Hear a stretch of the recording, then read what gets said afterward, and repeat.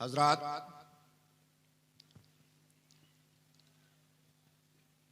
आज हम और आप तारीख़ इस्लाम की उस बेमिसलो बेमिसाल ज़ात वाला सिफ़ात वाला तबार मज़हर इलाही सिफ़ात को ख़िराज अक़ीदत पेश करने के लिए हाजिर हुए हैं, जो ज़ात इस्म बा मुसम्मा है।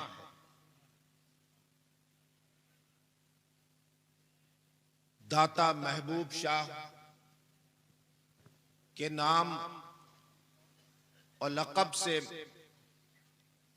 पूरे बंगाल में मुतारिफ ये ज़ात अपनी जिंदगी का एक एक लम्हा सुलूक की मंजिलों को तय करते हुए इस शान के साथ गुजार कर चली गई कि जमाना तवील गुजर जाने के बाद भी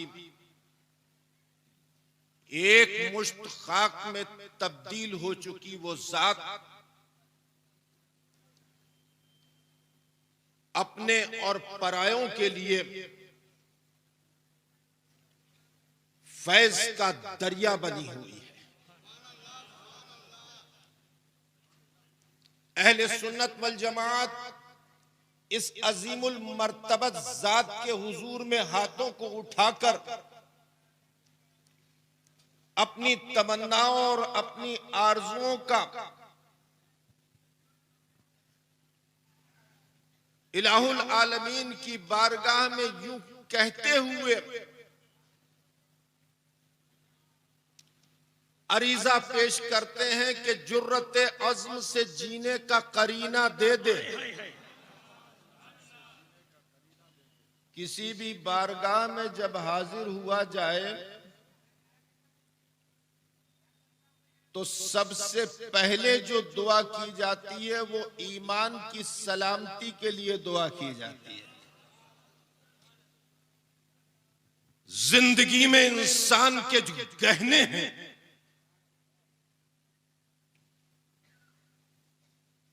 उसमें सर का ताज है इस्लाम और उसका ईमान, और ईमान के बाद इंसान का विकार उसकी इज्जत। जिसने अपने ईमान को सलामत रख लिया उसकी जिंदगी कामयाब हो गई, और जिसने अपने विकार को सलामत रखते हुए इस जमीन के ऊपर अपनी जिंदगी को गुजार दिया वो आने वाली नस्लों के लिए यादगार बन गया। वो विकार आला हजरत ही तो था।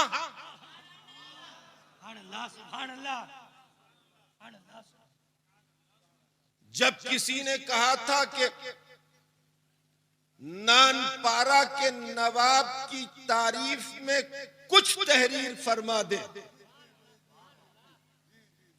मदरसा अमीर हो जाएगा और अमीरों के तांते आपके दरबार में लग जाएंगे। तो अल्लाह के उस इंतखाब ने अपना कलम उठाते हुए कहा था कि करूं मद है अहले दुवल रजा, पड़े इस बला में मेरी बला, मैं गदा हूं अपने करीम का, मेरा दीन पा रहे। नारे तकबीर, नारे रिसाला, मसलके आला हज़रत। मैं भी इस अज़ीमुल मर्तबा ज़ात वाला सिफात वाला तबार मज़हर इलाही सिफात की तुरबत अक़दस पर हाजिर हुआ। कसम खुदा की मेरा वजूद कांप कर रह गया।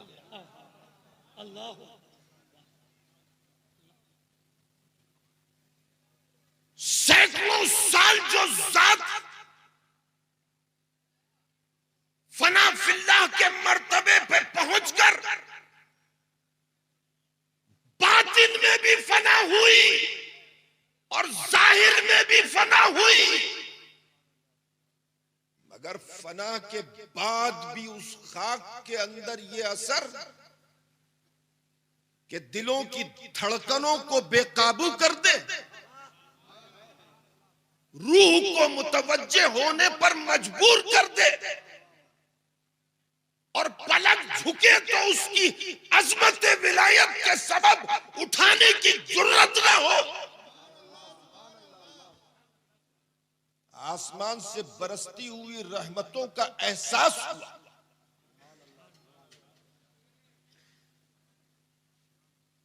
कब्रें बहुत हुआ करती हैं मेरे दोस्तों। कब्रिस्तान के अंदर चले जाओ तो मेरी माँ एक हदीस मुझे सुनाया करती थी, रोटी पकाते पकाते,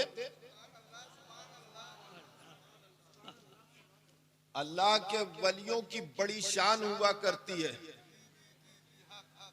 उनकी गोद में अगर किसी ने पल गुजार लिया तो कब्र की गोद में जाने तक असरात बाकी रहा करते हैं।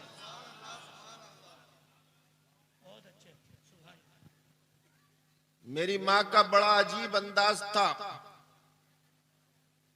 ख़वातीन इस्लाम मौजूद हैं तो बताता चलूं कि मेरी माँ का अंदाज क्या था और फिर बताऊंगा कि वो हदीस क्या सुनाती थी और फिर मैं दाता की बारगाह में हाजिर हूं कि मैंने क्या मांगा।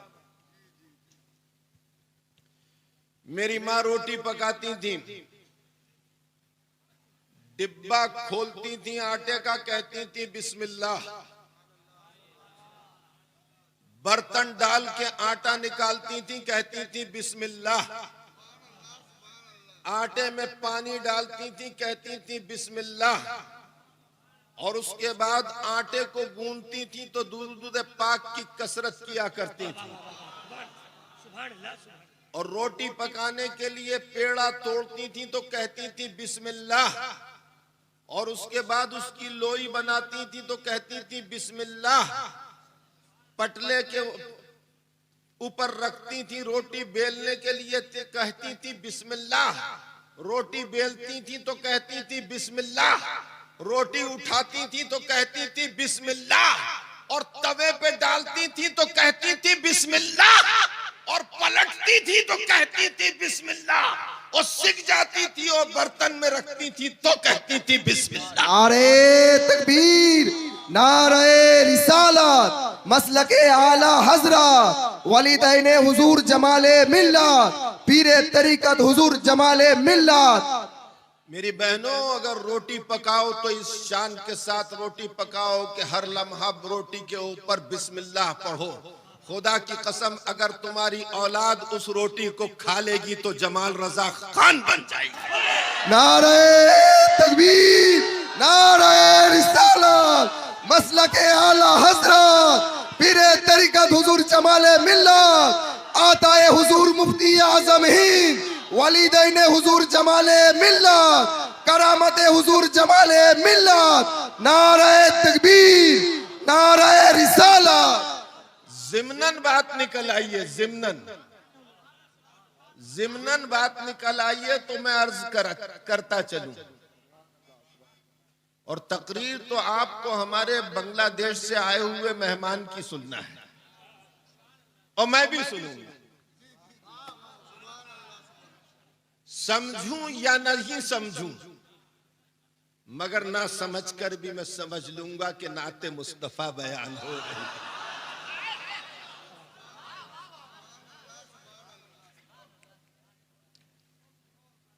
एक दिन मेरी मां ने कहा कि आज रोटी कम पड़ जाएगी। करामत किसको कहते हैं जरा आप देखिए। करामत नाम है यकीन का। करामत नाम है यकीन का। वो यकीन की ही तो बात थी वो यकीन की ही तो बात थी कि चोर के हाथ में हाथ देकर कहा था कि मैंने ये अहद किया था कि जो पहला मुझे नजर आ जाएगा फज्र की नमाज के बाद उसी के हाथ पे मुरीद होऊंगा। वो यकीन ही तो था कि रास्ते चलते लुटेरों को अल्लाह ने वली बना दिया था। अल्लाह सुभान अल्लाह। नारे तकबीर, नारे रिसालत, अज़मत औलियाए किराम। कभी मुरीद की अकीदत पीर के दर्जात बुलंद कर देती है और कभी पीर की मोहब्बत मुरीद के दर्जात बुलंद कर देती है।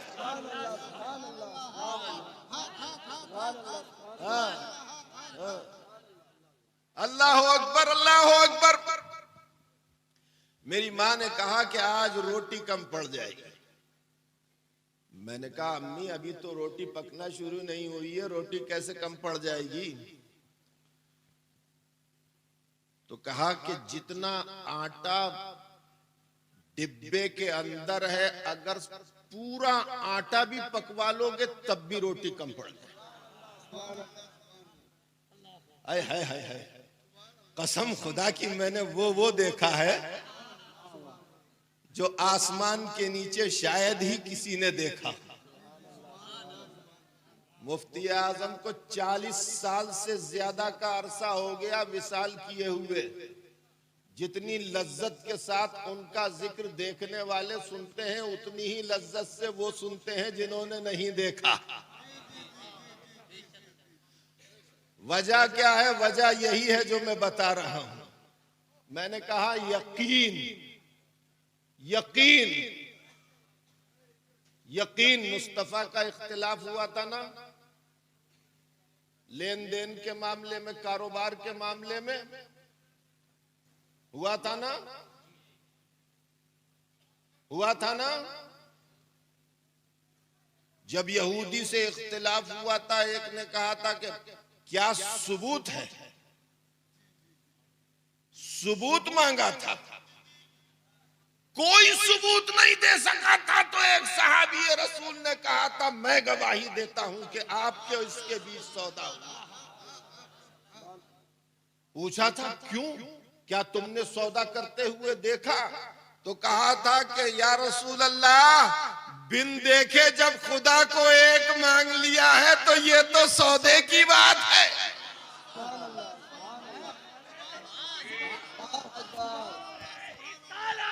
देखो भाई, मैं पढ़े लिखों में गुफ्तगू करने का आदी हूं, इसलिए मैं तूल तवील गुफ्तगू नहीं करता, मैं इशारों में गुफ्तगू करता हूं। और मैं समझ रहा हूं कि सब समझ रहे हैं।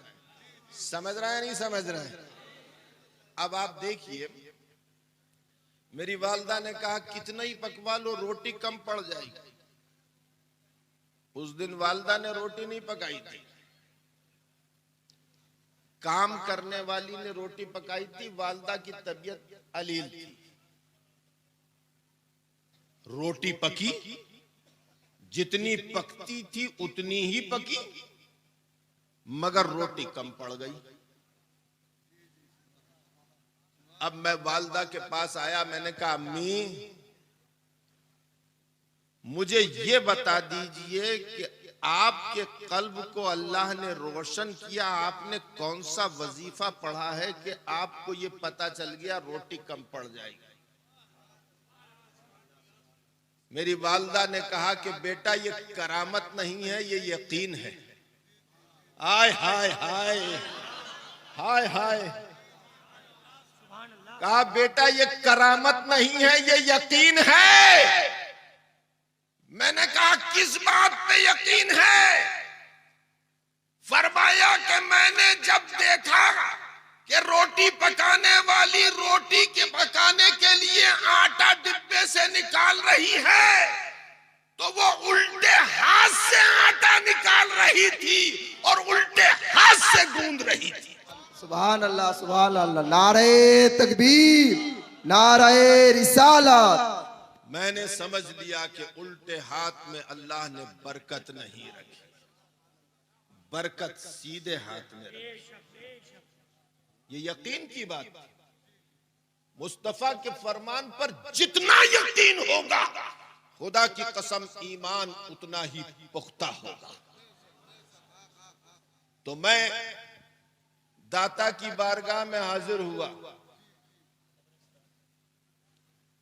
हजरत महबूब शाह दाता की बारगाह में हाजिर हुआ और मैंने महबूब शाह दाता से क्या मांगा? मैंने अर्ज किया, महबूब शाह दाता की बारगाह में हाजिर होकर अपने रब के हुजूर में कि जुर्रते अज़्म से जीने का करीना दे दे। कहो आमीन।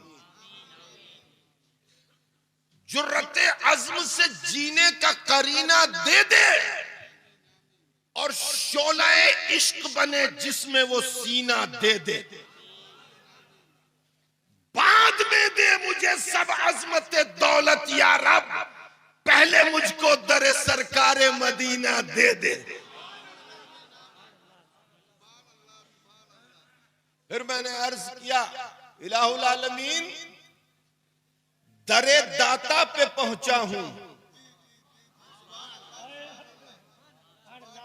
दरे दाता पे पहुंचा हूं, दरे गौसुल वरा दे दे। शहे कौनैन की दहलीज तक ये सिलसिला दे दे। और लरस जाते हैं कुफ्र शिर्क बिदअत नाम से जिसके, उसी के नाम पर मिटने का मुझको हौसला दे दे।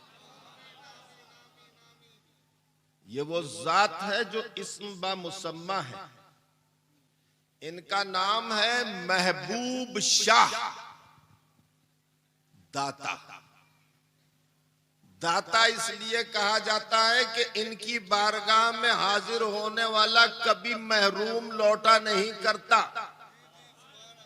और महबूब शाह को मैं इस्म बा मुसम्मा कह रहा हूं, खुदा की कसम ये इस्म बा मुसम्मा है। अल्लाह का वली इंतकाल किया करता है, खुदा की कसम महबूब शाह वली दाता का विसाल हुआ। अपने विसाल से पहले महबूब शाह ने इरशाद फरमाया कि मेरी जनाजे की नमाज को पढ़ाने की कोई जुर्रत ना करना, पढ़ाने वाला खुद आ जाएगा। अरे दोस्त दुनिया में आता है तो सारे दोस्तों को खबर हो जाती है, और दोस्त दुनिया से जाता है तो सारे दोस्तों को खबर हो जाती है।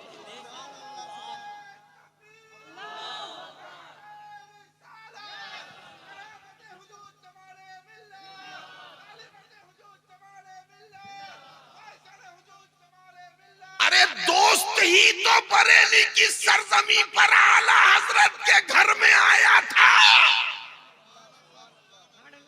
तो महरारा की धरती पर नूरी मियां ने कह दिया था, मौलाना अहमद रजा मुबारक हो, तुम्हारे घर में अल्लाह का वली पैदा हुआ है। जब दोस्त आता है तो दुनिया के दोस्तों को खबर होती है, और दोस्त जाता है तो दुनिया के दोस्तों को खबर होती है। मेरे दोस्तों,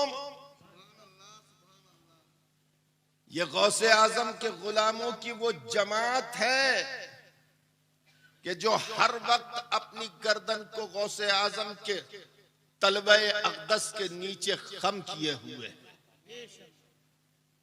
और इनकी तुरबत कह रही है आज भी कि ये दिल, ये जिगर है, ये आंखें, ये सर है, जहां चाहो रखो कदम गौसे आजम। महबूब शाह ने इरशाद फरमाया,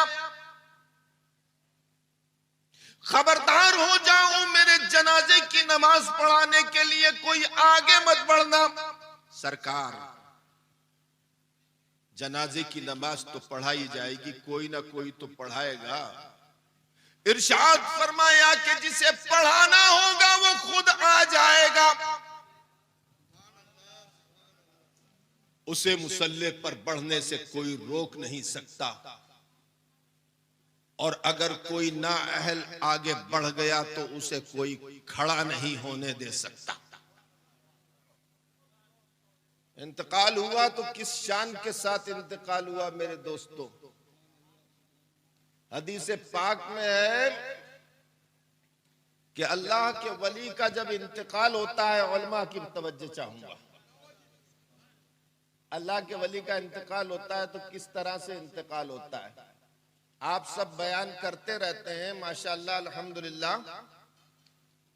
आज मैं भी बयान करने की सआदत हासिल कर रहा हूं, और तकरीर करने का मकसद मेरा ये नहीं है कि मैं आप सबके सामने तकरीर करने के बाद वाहवाही लूटूं। कसम खुदा की मेरा तकरीर करने का मकसद यह है कि ये दाता अपनी शान के मुताबिक कुछ मुझे अता फरमा दे। बड़ी बारगाह में हाजिर हुए मेरे दोस्तों। अल्लाह के वली का इंतकाल होता है, एक मोमिन का इंतकाल होता है, एक मुसलमान का इंतकाल होता है, एक काफिर का भी इंतकाल होता है, काफिर भी मरता है। रूह सबकी कब्ज हुआ करती है, रूह सबकी कब्ज हुआ करती है, और मौत के फरिश्ते रूह को कब्ज किया करते हैं। जब एक काफिर मरता है तो दो फरिश्ते आते हैं। कितने? दो फरिश्ते आते हैं, और उसकी रूह को झटके से पकड़कर खींचते हैं बड़ी सख्ती के साथ। जब एक मुसलमान मोमिन का इंतकाल होता है तो 500 फरिश्ते आते हैं। कितने? 500 फरिश्ते आते हैं। और जब एक वली का इंतकाल होता है तो इतने फरिश्ते आते हैं कि पूरा आसमान ढक जाया।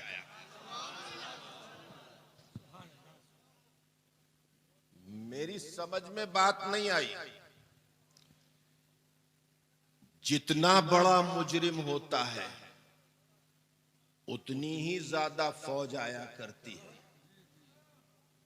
और छोटा मुजरिम होता है तो कम तादाद में फौज आया करती है। छोटे छोटे सिपाही आकर काम दिखा दिया करते हैं, और बड़ा मुजरिम हुआ करता है तो पूरी छावनी बना दिया करते हैं। यहां मामला उल्टा है। बड़े मुजरिम के लिए 2 आ रहे हैं, और जो मुजरिम नहीं है उसके लिए 500 आ रहे हैं। जो महबूब और मकबूल है उसके लिए आसमान ढक जाए इतने आ रहे हैं। अब रूह को कब्ज किया जाता है। जब काफिर की रूह को कब्ज किया जाता है तो रूह को कैद कर लिया जाता है, और जब वली की रूह को कब्ज किया जाता है तो आलम क्या होता है जरा सुनिए कि दाता की रूह जब कब्ज हुई तो क्या हुआ। दाता ने कहा कि मेरे जनाजे की नमाज पढ़ाने वाला खुद आएगा और पढ़ाएगा। महबूब शाह दाता का मामला ये था कि महबूब शाह दाता जो खाना खाया करते थे उसे आग पर नहीं पकाया करते थे। अरे जिसके खाने को आग ने ना छुआ हो उसको जहन्नुम की हवा क्या लग सकती है। नारे तकबीर, नारे रिसालत, मसलके आला हजरत, महबूबुल औलिया कॉन्फ्रेंस, पीरे तरीकत हुजूर जमाले मिल्लत। और जब उसके करीब जहन्नुम की हवा नहीं आएगी तो उसके करीब जितने होंगे किसी के करीब नहीं आएगी। जब पुलसिरात से गुजरेंगे ना, मोमिन जब पुलसिरात से गुजरेंगे तो नीचे जो है जहन्नुम होगा और ऊपर पुल होगा जो बाल से ज्यादा बारीक और तलवार की धार से ज्यादा तेज। तो जब काफिर उसके ऊपर से गुजरेंगे तो कट कट के जहन्नुम में गिरेंगे, समझे ना। और हदीस पाक में है कि कुछ लोग इस तरह से गुजरेंगे कि चलते चलते गुजर जाएंगे, कुछ लोग ऐसे गुजरेंगे कि पलक झपकने की तेजी से साथ गुजर जाएंगे, कुछ लोग तेज रफ्तार घोड़े की मानिंद गुजर जाएंगे, कुछ लोग बिजली की कड़क की मानिंद तेजी से गुजर जाएंगे, और कुछ लोग सीने के बल घिसटते हुए गुजरेंगे। जिसका जैसा ईमान होगा उस अंदाज पे उनका गुजर होगा, समझे। मगर एक आशिक सादिक ऐसा भी है कि जिसका गुजर अलग ही अंदाज पे होगा। तवज्जो रखना मेरी तरफ, तवज्जो रखना, मजा आ जाएगा। अच्छा एक बात बताओ, बच्चा कुरान पढ़ता है, कुरान पढ़ता है ना बच्चा, तो कुरान पढ़ते में यूं हिलता रहता है। कोई भी बच्चा ऐसा नहीं है जो कुरान पढ़ते में हिलता ना हो, है। ये कुरान की लज्जत हुआ करती है, कलाम की लज्जत होती है कि पढ़ने वाला झूम जाया करता है। और जब नात पढ़ने वाला नात पढ़ता है, अच्छे कलाम को अच्छी आवाज में पढ़ा करता है, तो सुनने वाले झूमते हैं। कुछ लोग उंगली उठा उठा कर झूमते हैं, तो कुछ खड़े होकर झूम जाया करते है ना। होता है नहीं होता है, होता है नहीं होता है। अमा समझ में आए तो भी झूमते हैं, नहीं समझ में आए तो भी झूमते हैं। उनसे अगर पूछो कि भैया ये फारसी का शेर पढ़ा, तुम्हारी क्या समझ में आया, बोले समझ में तो कुछ नहीं आया, मगर मौलाना की आवाज बड़ी प्यारी थी। है? मौलाना की आवाज बड़ी प्यारी थी, उस आवाज पे हम झूम रहे थे। अब क्या पता चला कि जो अच्छी आवाज होती है ना, उस पर आदमी झूमता है, वजद आता है। अच्छी आवाज पर, मौलाना, अच्छी आवाज पर वजद आता है, अच्छी आवाज पर और अच्छे कलाम पर वजद आता है, समझे। अब आप देखिए, मैंने पुलसरात का जिक्र किया कि बाल से ज्यादा बारीक होगा, तलवार से ज्यादा तेज होगा। काफिर कदम रखेगा तो कटकर गिर जाएगा, मुसलमान टहलता हुआ निकल जाएगा, और मोमिन का आलम ये होगा कि घोड़े की तरह दौड़ता हुआ निकल जाएगा, और वली का आलम ये होगा कि बिजली की कड़क की तरह गुजर जाएगा, और आला दर्जे के औलिया इकराम का आलम ये होगा कि पलक झपकने की तेजी के साथ गुजर जाएंगे। और वहीं पुल सिरात पर किनारे पर खड़े होकर मुस्तफा जब फरमा रहे होंगे, रब्बे सल्लिम उम्मती, रब्बे सल्लिम उम्मती, रब्बे सल्लिम उम्मती, तो मुस्तफा की आवाज की वो लज्जत होगी कि आशिक सुनेंगे तो अपनी जमात को लेकर पुल से ये कहते हुए गुजरेंगे कि रज़ा पुल से आप वजद करते गुजरिए कि है रब्बे सल्लिम सदाए। नारे तकबीर, नारे रिसालत, मसलके आला हजरत, अज़मते मुस्तफा, अज़मते मुस्तफा, पीरे तरीक़त हुजूर जमाले मिल्लत, हक की सदा रब की रज़ा, हक की सदा रब की रज़ा, करामत हुजूर जमाले मिल्लत, महबूबुल औलिया कॉन्फ्रेंस। रजा पुल से अब वजद करते गुजरिए कि है रब्बे सल्लिम सदाए मोहम्मद। ये आशिकों का मामला होगा कि जितनी देर से गुजरेंगे मुस्तफा की आवाज उतनी देर तक सुनते रहेंगे। आशिक की दुनिया बड़ी अजीब हुआ करती है मेरे दोस्तों। हमारे रामपुर में एक शाह जमालुल औलिया हैं, फौज में मुलाजिम थे, फौज में मुलाजिम थे और बड़े ओहदे के ऊपर थे। एक रास्ते से गुजर रहे थे, ढोल बज रहा था और एक तवाइफ रक्स कर रही थी और एक कलाम पढ़ रही थी। और जो वो कलाम पढ़ रही थी उसका एक मिसरा जो है मेरे उस्ताद ने मुझे बताया था, दूसरा मिसरा मैंने उससे पूछा भी नहीं।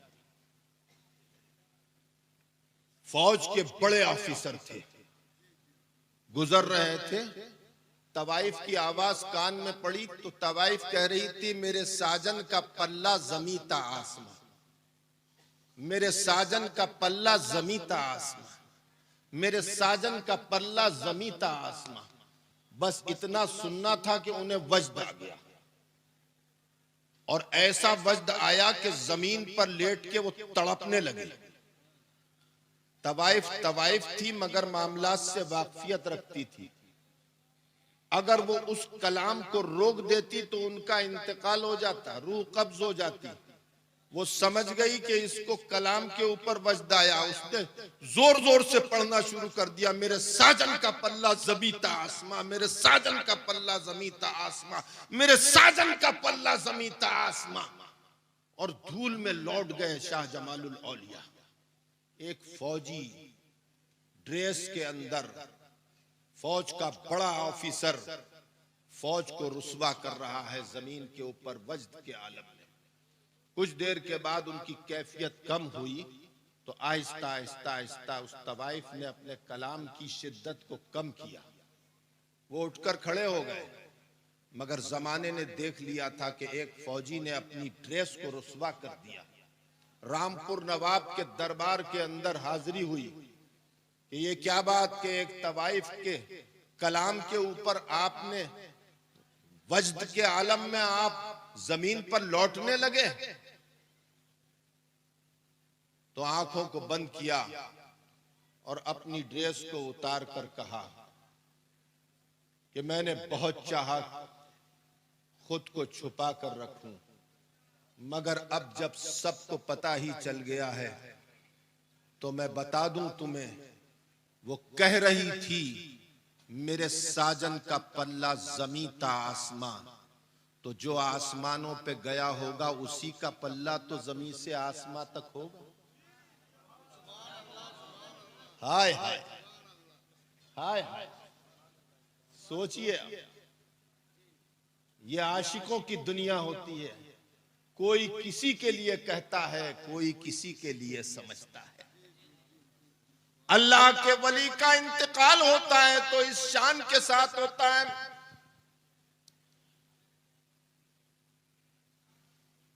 महबूब शाह वली दाता का इंतकाल हुआ है।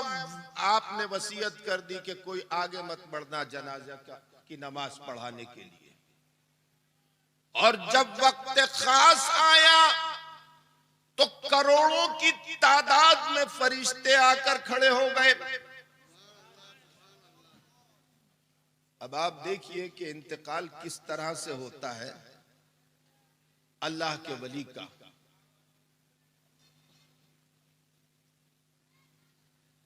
एक कसीर तादाद में फौज आकर खड़ी होती है फरिश्तों की, और रूह को पकड़कर फरिश्ते बड़े नरमी के साथ खींचते हैं ऊपर की तरफ, तो पैरों की रूह निकल जाती है। अब पैर काम नहीं करते और कुछ देर ठहरने के बाद वही फरिश्ते फिर रूह को ऊपर खींचते हैं तो पेट तक रूह आ जाती है, पेट में सांस रहती है। कुछ देर कयाम करने के बाद फिर फरिश्ते खींचते हैं तो सीने में रूह आ जाती है और घर्राटा चलने लगता है, खर खर की आवाज होने लगती है। और ये बात सबके साथ होती है, खास और आम सबके साथ होती है। रसूलुल्लाह का फरमान है कि रूह निकलने की सख्ती जो सबसे कम होती है वो ऐसी होती है कि जैसे कांटों के ऊपर रेशम को डालकर खींच लिया जाए। ये सबसे कम सख्ती है रूह निकलने की। जब सीने में रूह आती है तो खर्राटा चलने लगता है। उसके बाद कुछ देर और फरिश्ते रुकते हैं। अब जब फरिश्ते रुक जाते हैं तो अल्लाह के वली की रूह को कब्ज करने के लिए खुद इज़राइल अलैहिस्सलाम तशरीफ ले आते हैं और फरिश्तों को हुक्म देते हैं कि रूह को निकालो। लिहाजा मौत के फरिश्ते रूह को बड़ी नरमी से पकड़कर खींचते हैं। जब खींचते हैं तो आंखें खुल जाया करती हैं और रूह निकल जाया करती है। रसूलुल्लाह से अर्ज किया, सहाबा ने, कसम खुदा की इस्लाम दीन एक ऐसा मजहब है कि हर बात का जवाब है। अर्ज किया कि या रसूलल्लाह, ये जब रूह निकलती है तो आंखें क्यों खुल जाती हैं?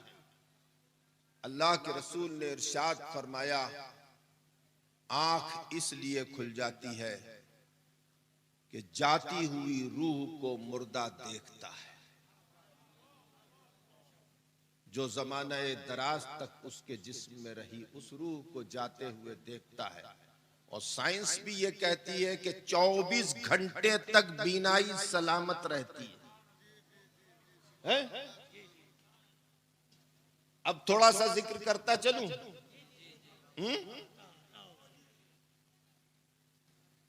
जिक्र थोड़ा सा और कर, तकरीर को थोड़ा सा फैला दूं 10 मिनट के लिए। 10 मिनट के बंद कर दूं? 10 मिनट हाँ, वो तो बताऊंगा आपको महबूब शाह की रूह कैसे कब्ज हुई, और ये बताऊंगा कि ये करोड़ों की तादाद में फरिश्ते क्यों आते हैं। समझे ना? अल्लाह अकबर, अल्लाह अकबर। तारीख इस्लाम की वो बेमिसलो बेमिसाल जात जिसके लिए रसूलुल्लाह ने अपने असहाब को हुक्म फरमाया कि जाओ और उवैस करनी को मेरा पैरहान दे देना और मेरा सलाम कह देना। उवैस करनी को रसूल कायनात सलाम कहलवा रहे हैं और उमर और अली उवैस करनी की जियारत के लिए तशरीफ ला रहे हैं।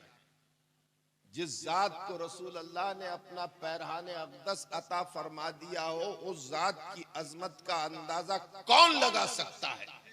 खुदा की कसम, जमीन के ऊपर दौरे रमा में कोई नहीं है कि जो उवैस करनी के तलवों से लगे हुए धूल के जर्रात की अजमत भी बयान कर सके। वो मुकाम है उवैस करनी का, कोई मामूली बात नहीं है कि अल्लाह के बाद जो सबसे बुजुर्ग जात है, जिस जात की जियारत के लिए 1,24,000 अंबिया मस्जिद अक्सा में जमा हुए, वो जात मेरे नबी की जात है।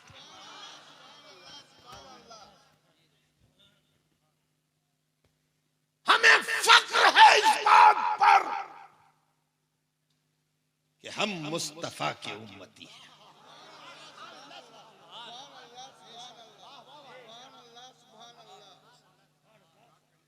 मूसा, तेरी तमन्ना थी कि हमारे नबी का तू उम्मती हो जाए, और ये हमारी महराज है कि हम अपने नबी के उम्मती हैं। वैसे करनी के पास उमर फारूक आजम और अली मुर्तजा को पैरहाने अक़दस लेकर भेजा। आप वैसे करनी को देखिए, दरिया के किनारे उवैस करनी वुजू कर रहे हैं। और मदीना मुनव्वरा से हजरत हरम उवैस करनी की जियारत के लिए हाजिर हुए। लोगों से पूछा कि यहां उवैस कहां रहता है, यहां उवैस कहां रहता है। लोगों ने कहा अच्छा वो दीवाना, वो पागल। कहा हाँ हाँ ये बताओ वो उवैस कहां मिलेगा, कहां रहता है। कहा जंगल में चले जाओ, दरिया के किनारे कुछ कर रहा होगा बैठा हुआ। हजरत हरम दरिया के किनारे आए तो देखा कि उवैस करनी वुजू कर रहे हैं। पीछे आकर खड़े हो गए और पीछे से सलाम किया। उवैस करनी को पहली बार देखा था, इससे पहले उवैस करनी को देखा नहीं था और उवैस करनी ने हजरत हरम को नहीं देखा था। पीछे से सलाम किया, अस्सलाम वालेकुम या उवैस। बगैर गर्दन को घुमाए हुए पानी की तरफ देखते हुए कहा आओ हरम, वालेकुम अस्सलाम। तो कहा सरकार मैं तो पहली बार हाजिर हुआ हूं, आपको मेरा नाम कैसे मालूम, और आप मेरा नाम लेकर जवाब दे रहे हैं तो मुझे कैसे पहचानते हैं। जवाब दिया सुन लो हरम, हमें तारुफ की जरूरत नहीं है, तुम मदीना शरीफ से चले तब से हम तुम्हें देख रहे हैं कि तुम हमसे मुलाकात के लिए आए। हाय हाय हाय हाय, क्या निगाह होती है, क्या निगाह होती है। दाता का इंतकाल हो रहा है और नमाज पढ़ाने के लिए सिराज चल चुका है।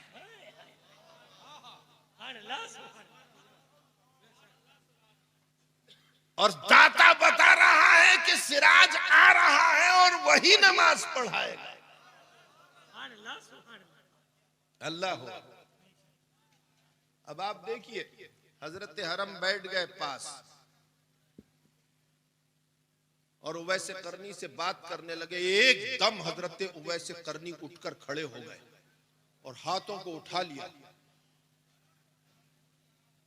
और बड़ी गौर से देखा आसमान की तरफ और फिर चीखे हजरत उवैस करनी, वाह उमर, वाह उमर, वाह उमर, इन्ना लिल्लाहि व इन्ना इलैहि राजिऊन, इन्ना लिल्लाहि व इन्ना इलैहि राजिऊन, इन्ना लिल्लाहि व इन्ना इलैहि राजिऊन। हजरत हरम ने उवैस के कदमों को पकड़ लिया। कहा क्या कह रहे हैं आप, क्या कह रहे हैं। कहा उमर फारूक आजम को शहीद कर दिया गया, उमर इस दुनिया में नहीं रहे, उमर को शहीद कर दिया। हजरत हरम ने कहा उवैस मैं मदीना मुनव्वरा में अमीरुल मोमिनीन से मिलकर आ रहा हूं, वो सलामत है, वो जिंदा है, उन्हें शहीद नहीं किया गया। उवैस ने कहा था खुदा की कसम मैंने अपनी आंखों से देखा करोड़ों फरिश्तों के झुरमुट में जन्नत का ये दूल्हा उमर अर्श की तरफ जा रहा था।